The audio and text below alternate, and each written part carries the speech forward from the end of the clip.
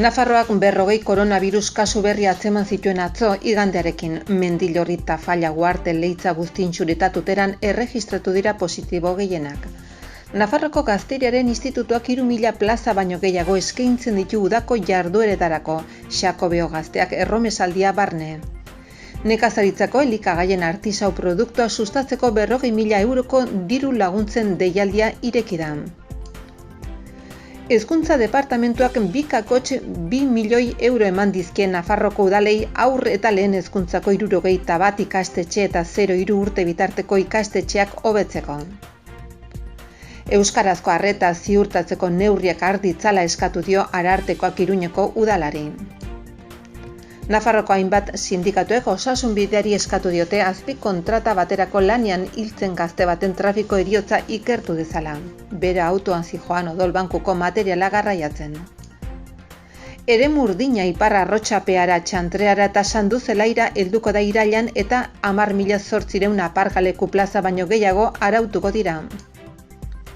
Landa eremuetako ikaslei D-ereduko batxilergoa ikastea ahalbidetzeko eskatu du EH Bilduk parlamentuan aurkeztutako mozio baten bidez. Liburu aurkezpena zorionzok izatea aukeratu genuen. Mikel Alionek liburu aurkezpena egingo du gaur arratsaldeko 7:00 Katakraken. Pekiren kontzertua manipulazio estrategiak, kantu eta hitza 2021 ostegunean, Oko Andre Maria plazan. Arratsaldeko 7:30 aintzinera.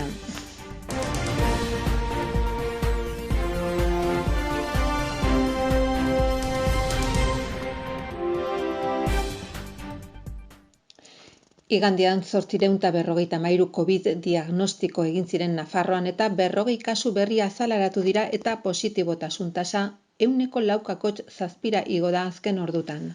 Hego Afrika eta Brasilko COVID handui berrien eragina gero eta nabarmenagoa dela adierazi du osasunbideak eta hori dela eta arretaz jokatzeko premia azpimarratu du.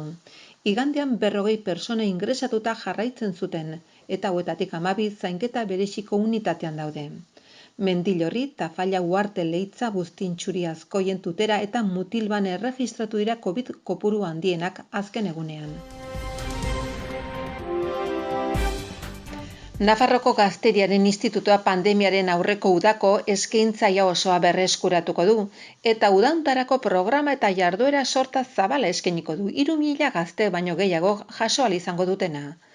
Gazten aisialdirako eta denbora librerako eskaintza guztia egokituta dago koronavirusan ezarritako osasun bete beharrak eta gomendioak bermatzeko. Jarduerek 350.000 euroak gainditzen dituen aurrekontu batekin kontatzen dutenek, Nafarroko Gazteriaren Institutuari ahalbidetzen diote berrestea bere apustua hezkuntza eta komunitate arloko aisialdiaren aldekoa, Gazteriaren garapen eta hazkunde personalerako eremu bezala. Ahaztu gabe dimensio ludikoa persona gaztei ezoiko uda hontan zehar aisialdirako aukerak eskaintzera datorrena. Javier Remirez lehendakaritza berdintasun funtzio publiko eta barnekoaren kontseilaria, jardueren eskaintza aurkeztu du Carlos Amatriain Nafarroko Gazte Institutoko zuzendari gerentearekin batera. Erabaki dute datorren udan iaz pandemiaren ondorioz antolatu ziren jarduerak mantentzea. 1000 plaza baino gehiago dira, eguneko joan etorriko ibilaldikoek, jarduera ezberdinak garatu ahal izateko Nafarroko zenbait esparru naturaletan. Allozeko Nafarroko bela eskolan praktikatu ahal izango dira bela, padel, surfa eta kaiak. Abentura anitzak baztanen behartzungo kainoia, megatirolinak, bia ferrata, eta jardunaldi bat irisarri lan parkean igantzin. Gainera, jeitxiera balsa neumatikoan eta uretako jinkana Irunberriko arroilan. Programa hau gazte entitaten eta 14-tik 30 bitarteko gazten bitartez garatuko da. Hoietan parte hartu ahal izango dute 15 eurogatik. Batez beste jardueraren kostu errealaren 25% aire zabaleko jardunaldi batean. Nafarroko Gazte Institutoa kostu guztia bere gain hartzera dator, barne hartuz, garraioa, jarduera eta hoietarako beharrezko materiala.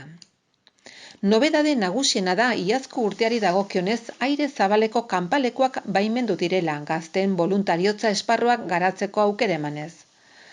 Gogoan izango duzuenez, koronavirusak eragindako pandemiaren aintzinean eta prebentzio neurriak betetzeko zailtasunagatik, Nafarroko gobernuak bertan bera utzi zituen 2020an aire zabaleko kanpalekuetako baimenak eta ezeztatu egin zituen boluntariotza esparruak.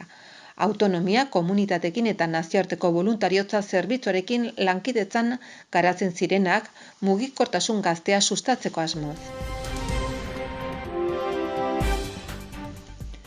Nafarroko gobernuak landagarapeneko eta ingurumeneko departamentuaren bitartez 40.000 euro jarri ditu nekazaritzako elikagaien sustapena eta merkaturatzea finantzatzeko.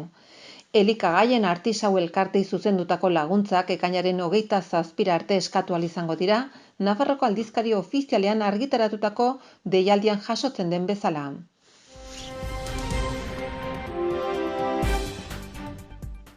Hezkuntza departamentuak Nafarroko udalei eta kontzejuei laguntzak emateko 2 deialdi ebatzi ditu.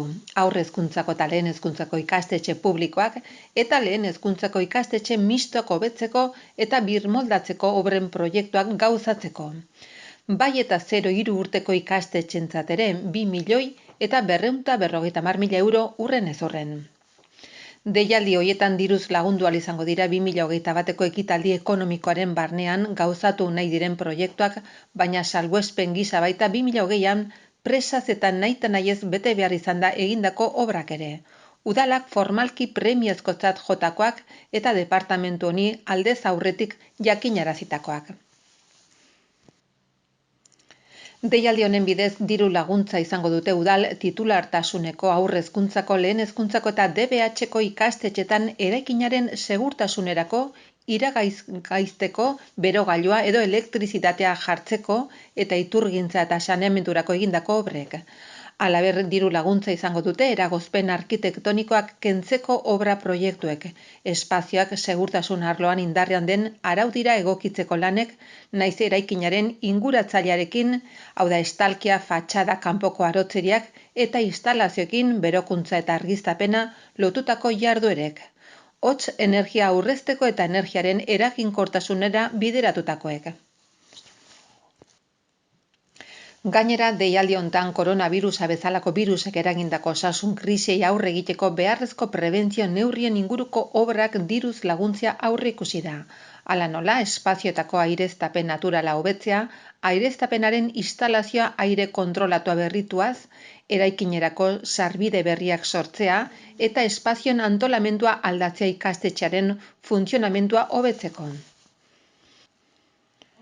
Diru laguntzen deialdira 69 udala aurkeztu dira eta 152 jarduera proposamen egin dituzte guztira 6.320.371 euro.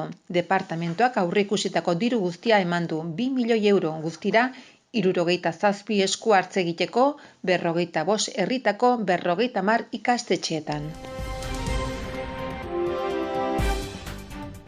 Ez dago profil elebiduneko lanpostu bakar bat ere Iruñako udaleko hirigintza gerentzia organismo autonomoan. 38 langile ditu. Administrazioan euskaraz taldea jarritako kexaren ondoren, maiatzaren 31an honako gomendio hau eman dio Nafarroko Arartekoak Iruñeko udalari.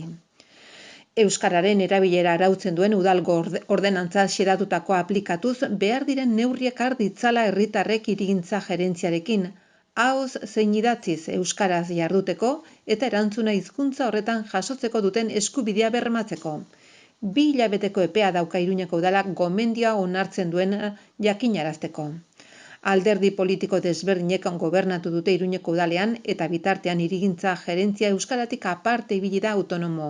Arartekoaren parte hartzea eraginkorra izanen alda, adierazten du administrazioan euskaraz taldeak. Pasaden maiatzaren 17an Herriberrin 22 urteko gazte iruñarra hil zen trafiko istripu batean. Gazte hura une hartan hemoderibatuak garraiatzen ari zen Nafarroko ospitalguneko odol bankutik Tuterako odol bankura. Alegia osasun bidearendako lanean ari zen, azpi kontrataturiko enpresa baten bidez, Logroñoko garraio enpresa batendako zehazki. Sindikatuek lan istripu hau ikertzeko eskaria egin diote osasun bideari. Datorren irailean jarriko da martxan eremu urdina, Txantrea eta Sanduzelaia auzoetan eta Ipar Arrotxapean. 10.800 aparkaleku plaza baino gehiago arautuko dira. €154 laranja kolorekoak, €155 urdinak eta €0,8 berdeak.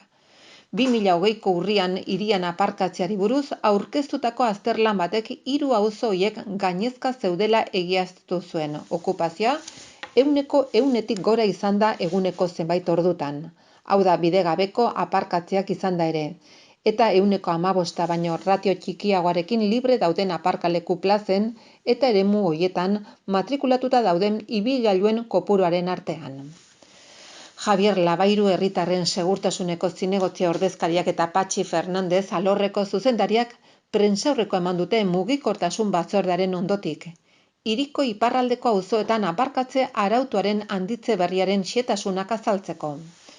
Beste helburu batzuen artean honako hau lortu nahi da. Muga efektuaren ondorioak murriztea. Bertakoi aparkatzeko irtenbide bat bermatzea. Bide publikoan espazio librea uztea jasangarriagoak diren beste desplazamendu aukerak batzutarako. Auzoietarako zirkulazioa eta gizarte jarduera arintzea eta eremu horietarako auzotarrenak ez diren eta bide publikoan beti aparkatuta dauden ibilgailuak kentzea. Kaltetutako auzoetako herritarrei informazioa emateko ekainean aurrez aurreko 3 saio antolatu dira. Ekainaren 8an bilera bat eginen da Andre Maria Laguntzakoaren ekitaldi aretoan, auzo unitatearen ondoan. Txantreako arazoi buruz hitz egiteko. Ekainaren 14an Jus Larrotxa Civic Boxean Ipar Arrotxapeako eremu urdinari buruz aritzeko eta ekainaren 16an Sanduzelaiko Civic Boxean eremu urdina auzo horretara hedatzearen oinarrizko alderdien berri emateko. 3 saioak arratsaldeko 7 izanen dira eta sarrera librea da, leku guztiak bete arte. Uztailan eta abuztuan arreta bulego finkoak gaituko dira 3 auzoetako bakoitzean bana zalantzak argitzeko eta bizilagun txartelak izapidetzeko.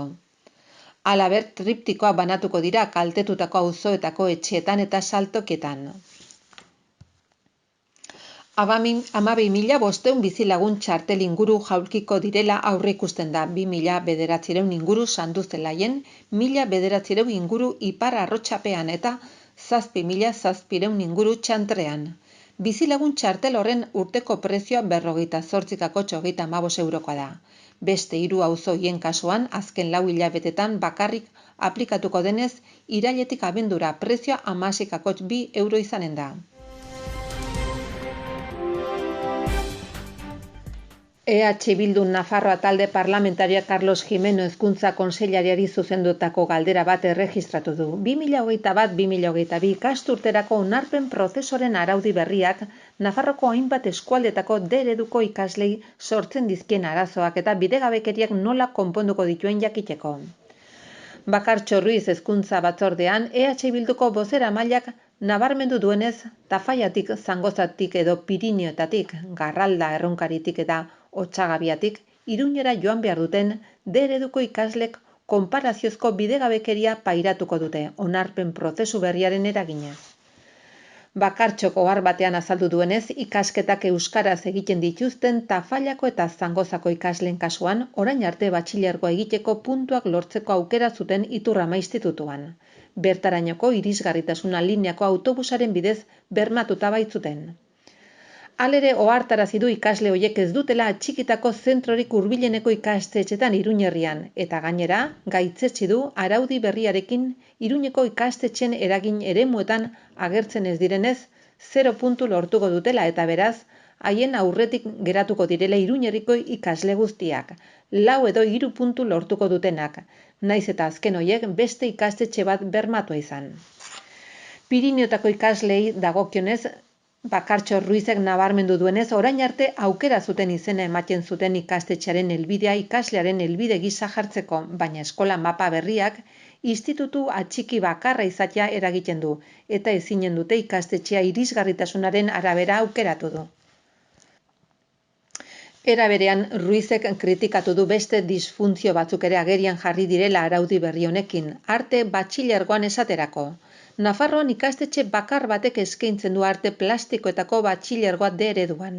Iturramako institutuak hain zuzen, Eta orain arte, Nafarroa osoko ikaslei baimen ematen zitzaien ikastetxeko helbidea, ikaslearen helbide gisa ager zedin, eta beraz, guztiek aukera berbera zituzten onarpen prozesuan. Baina hemendik aurrera ez da horrelakorik gertatuko.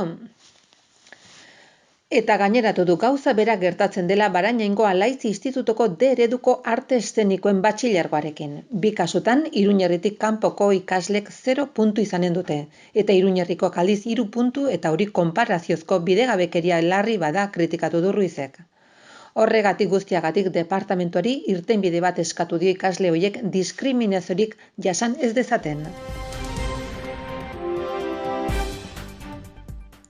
Zoriontsuak izatea aukeratu genuen Mikel Ailonen liburu aurkezpena gaur arratsaldeko 7:00 aintzinera Katarkraken. Anjak lana, familia eta sorterria utziko ditu ezagutu duen maitearen atzetik joatearren. Markok haurtzaroko mendietako mamuak ahaztu nahiko ditu itsaslainoen artean. Rosalia beretik eman eta emanariko da, ordainetan deus gutxi eskatu gabe. Amaiak ez du bere institutoko lagunen moduan amaitu nahi. Izaskunek badaki beste personei nola lagundu, bere buruarekin asmatzea falta. Zoriontsu izan nahi duten historia hauetako protagonistek, baina badakite zoriona ez dela iragarkietako zelofanetan bildutako opari hori. Are susmatzen dute, ahaleginduagatik ere ez zaiela trukean etorriko betiereko paradisurik, baina ezin bertan goxo geratu, ezin etzi. Kantu eta hitza 2021 zikloaren barne, ostegunean Oko Andre Maria plazan Petxi abeslariaren manipulazio estrategiak izenburupeko kontzertua izanen da arratsaldeko 7:30 aintzinera. Juan Luis Pérez Michelena Peti Nafarra abeslaria da eta gitarra jole euskalduna. Estiloi dagokionez rock, folk rock, post rock, rhythm and blues, country eta minimalismoa sailkatu ohi dute. Bati bat bakarka dabilen arren, hainbat kolaborazio egin izan ditu bestea beste, Anari Txuma Murugarren eta Rafa Ruedarekin. Zure pozoia, zure bazka, errua erronduen, oioa zara. Maldan bera zoaz, erruberari bultzaka.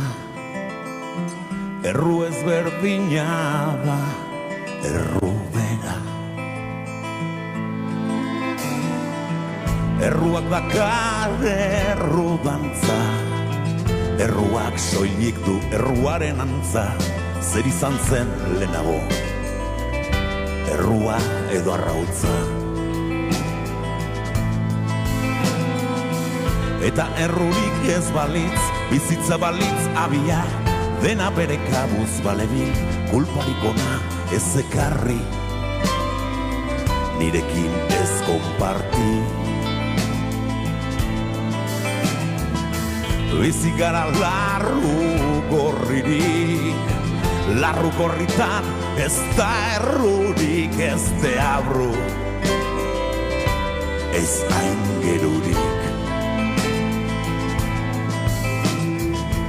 Aingeruak ainguraturik, gura makurrak endiloturik, erruari erranez berriz, errua biat erruki. Errua erronduen, erruduna naizeni ezerra. Errua erronduen, erruduna naizeni ezerra.